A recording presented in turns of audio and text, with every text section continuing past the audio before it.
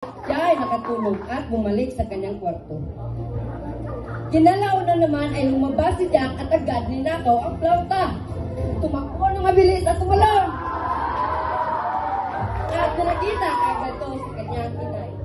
Inay, meron akong nakuha ng galing sa binso. Sabi ng kanyang inay. Talaga Jack, suplang mahal kita. I love you Jack. Kinabukasan ay bumalik si Jack at umakyat naman sa binso.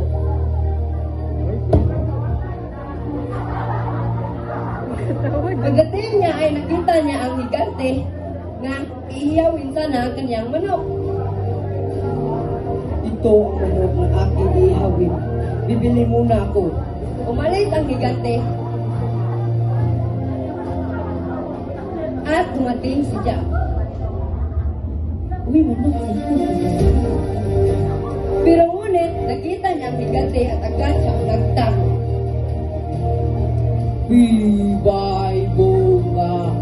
Naaamoy ko ang isang dayuhan. Buhay man siya, udi kaya'y patay. Hahanapin ko siya at kakainin. Wala nang sasarap pa sa taong iniyaw sa tinapay. Ang sarap niyan. At agad namang hinanap ng higante si Jack. Hinanap niya ng mabuti at nung wala siyang nakita, wala naman ako makita. Mabuti pa, matutulog na lang ako. Kinalaunan sa pagtago ni Jack, agad niyang kinuha ang kanyang manok. At sabi ng manok, "Saklolo mo! Ninanakaw ako ng isang lalaking bata!" At agad naman tumakbo si Jack. At sabi ng higante, ikaw pala! Nagkuha ng aking flauta at ngayon ang aking manok. Huhulihin kitang bata ka. At ngayon na, nagabulan silang dalawa hanggang bumaba si Jack sa kanyang pinsto. At agad niya itong pinutol. At nahulog ang higante.